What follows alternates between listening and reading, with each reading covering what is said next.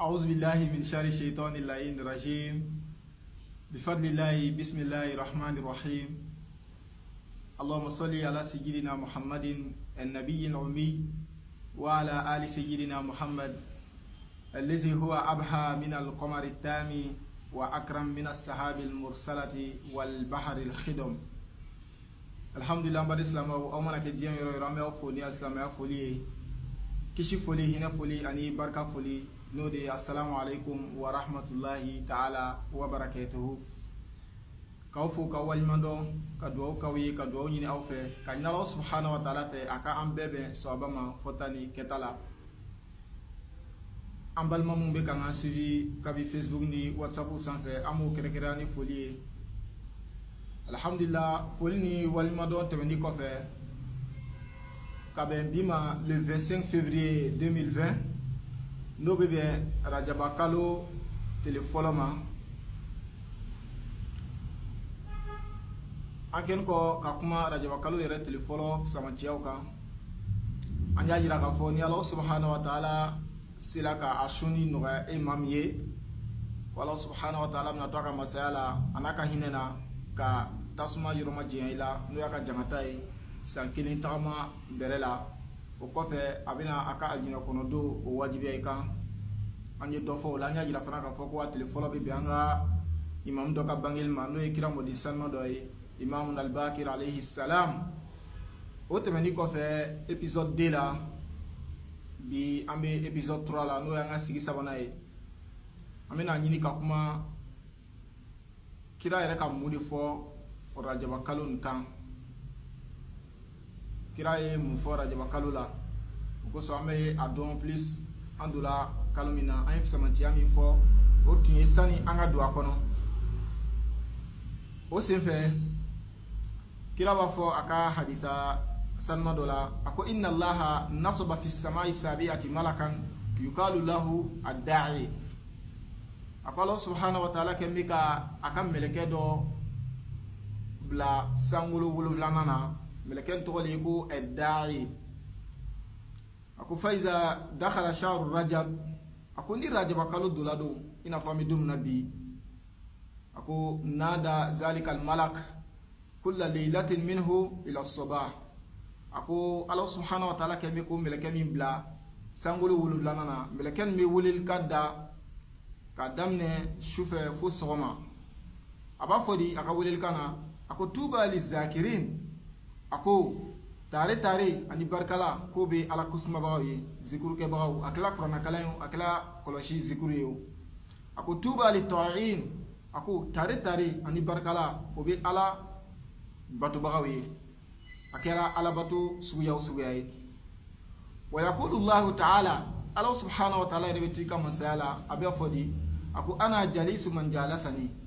ako ali Allah subhanahu wa ta'ala yere anaka masaya ale ala ye maa sigiɲɔgɔn ye maa min k'a laɲini ale ala ka kɛ a sigiɲɔgɔn ye parce que kuma dɔ la i bɛ fɛn ɲini maa fɛ a tɛ sɔn a la mais a ko kalo nin na n'i ye a ɲini ala fɛ ala ka kɛ i sigiɲɔgɔn ye ko ale ala bɛ sɔn ala ka sigiɲɔgɔn o bɛ kɛ ni juma ye o bɛ kɛ ni baara ɲuman ye o bɛ se ka kɛ zikuru ye o bɛ se ka kɛ kuranna kalan o bɛ se ka kɛ duwawu kalan o bɛ se ka kɛ baara ɲuman o baara ɲuman n'i y'a laɲini ni ala subhanahu wa ta'ala ka sigiɲɔgɔnya ye ko ale ala subhanahu wa ta'ala fana bɛna kɛ a bɛna sɔn i ka sigiɲɔgɔnya la wa muti'un man ata'ani ale ala subhanahu wa ta'ala fana bɛna ko to mɔgɔ ta la mɔgɔ min ye ko to ale ala ta la ni ale ala kan labato ale ala fana bɛna i kan labato ni kalo nin na a ye min ɲini fɛ n'i y'o kɛ n'i fana ye min ɲini a fɛ ko ale ala bɛna o kɛ wa ghafirun man istaghfarani a ko ale ala subhanahu wa ta'ala fana ni Rajaba kalo ban kɔnɔ ale ala bɛ yafa maa min ka yafa ɲini ale ala jurumu yafa ka jurumu yafa ɲini ale ala fɛ ko siga foyi tara ale ala subhanahu wa ta'ala bɛna sɔn i ka jurumu yafa la a bɛ ni jurumu yafa ka ne ni aw jurumu yafa ya rabbi ala m'o kɛla o kɔfɛ ala subhanahu wa ta'ala b'a fɔ de a ko ash-shahru a ko Rajaba kalo min filɛ nin ye a ko shahari siga foyi t'a la Rajaba kalo ye ale ala subhanahu wa ta'ala ka kalo le o kɔfɛ a b'a fɔ de a ko wal abdu abdi jɔn fana ye ale ala ka jɔn ye wa rahmatu hinɛ min n'an bɛɛ b'a ɲinina a ko rahmati a ko hinɛ ye ale ala subhanahu wa ta'ala kelen t'ale ye faman da'ani fi hadha shahr a ko ni maa min ye ale ala subhanahu wa ta'ala deli ni kalo la ajabtuhu ako ale Allah subhanahu wa ta'ala abini jabi waja'altu hadha shahr o kɔfɛ ale Allah subhanahu wa ta'ala tora ka masaya la ka ni kalo ni kɛ jurukisɛ i n'a fɔ jurukisɛ min n'a ma jigin kɔlɔn kɔnɔ ka ji sama ka bɔ a y'a kɛ jurukisɛ ye waja'altu hadha shahr hablan nye ni kalo kɛ jurukisɛ ye bayni wa bayna abdi ne ala ni n ka jɔn cɛ faman i'tasama bihi wasala ilayya a ko maa o maa n'i y'i banban ni jurukisɛ la an donna kalo min na n'o ye rajaba kalo ye ni mɔgɔ mɔgɔ y'i banban o rajaba kalo la a ko siga foyi t'a la i bɛna se ale ala subhanahu wa ta'ala ma i bɛna ale ala subhanahu wa ta'ala sɔrɔ nin ye kira ka hadisa sanuma ye a b'o cogoya la kira denkɛ fana imam Ja'far Sadiq a b'a fɔ de a ko iza kana yawmul qiyamati nada munadi min budnanil arsh a ko ni kiyama don sera ko mɛlɛkɛ dɔ bɛna weleli kɛ ka bɔ ala subhanahu wa ta'ala ka larshi la a b'a fɔ de aina rajabiyun a ko rajaba cɛw don aina rajabiyun rajaba musow don rajaba sunbagaw don rajaba nafila selibagaw don rajaba baara ɲuman kɛbagaw don fayakumu nasun a ko maa dɔw bɛna wuli o waati la kiyama kɛnɛ kan tudi wujuhum li ahli jami a ko o nɔrɔw u bɛna kɛ ka yɔrɔ bɛɛ ta ala ru'usihim tijanul malik ala ru'usihim tijanul malak a ko masaya fuguna k'o de b'o o kelenna bɛɛ lajɛlen kunna masa chapeau k'o de b'o bɛɛ lajɛlen kunna mukallalatun bidurar wal yakut yakutu ani duraru o de kɛ min ka o banfula ninnu o chapeau ninnu masiri ma kulli wahidin minhum alifu malakun ala yaminihi wa alif malakun ala yasarihi a ko o ma o kelenna bɛɛ lajɛlen mɛlɛkɛ ba kelen bɛna kɛ o kini bolo la ani o numan bolo la yakulun mɛlɛkɛ ninnu b'a fɔ de a tigi ma hani an lak ko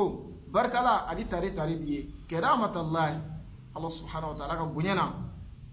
ya abdallah ya ili ala ka jɔn Allah subhanahu wa ta'ala bara i bonya Allah subhanahu wa ta'ala bara i bonya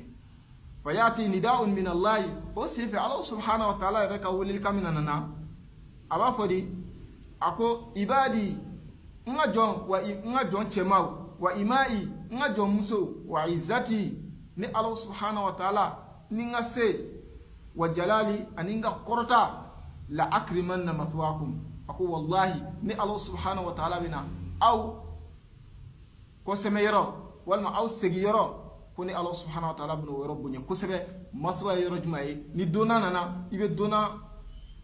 i bɛ sigiyɔrɔ di donna ma i bɛ so min di donna ma kalima sina i yɛrɛ lafiya kalima sina i sigiya kalima sina i daya i lafiya a bɛ fɔ o ma ko maswa c'est-à-dire a bɛ n'o kosɛbɛ yɔrɔ bonya a bɛ na aljinɛ so ɲɛnama d'o ma wala ajzilanna ata'akum a ko ale Allah subhanahu wa ta'ala fana bɛ na o ka saraw multiplier k'o ka saraw caya wala utiyannakum min aljannati ghurafan tajri min tahtiha al-anhar khalidina fiha wa ni'ma ajrul amilin a ko ni Allah subhanahu wa ta'ala fana mina so ɲumanw di aw ma aljinɛ so kɔnɔ chambre ɲumanw chambre min ni aljinɛ ni kɔ bɛ boli o so ninnu duguma badenw nin ye rajaba kalo fisamantiya ye e maa min mana nin mɛn n'ala m'i dɛsɛ i dɛsɛla i bɛna dɛsɛ dɔ la i tɛna dɛsɛ dɔ la i n'a fɔ an bɛna kuma ka ɲɛ ma sun bɛ yen sufɛ seli bɛ yen zikuru bɛ yen sarakabɔ bɛ yen i mana dɛsɛ dɔ la a ka ca kɔni bɛ se dɔ la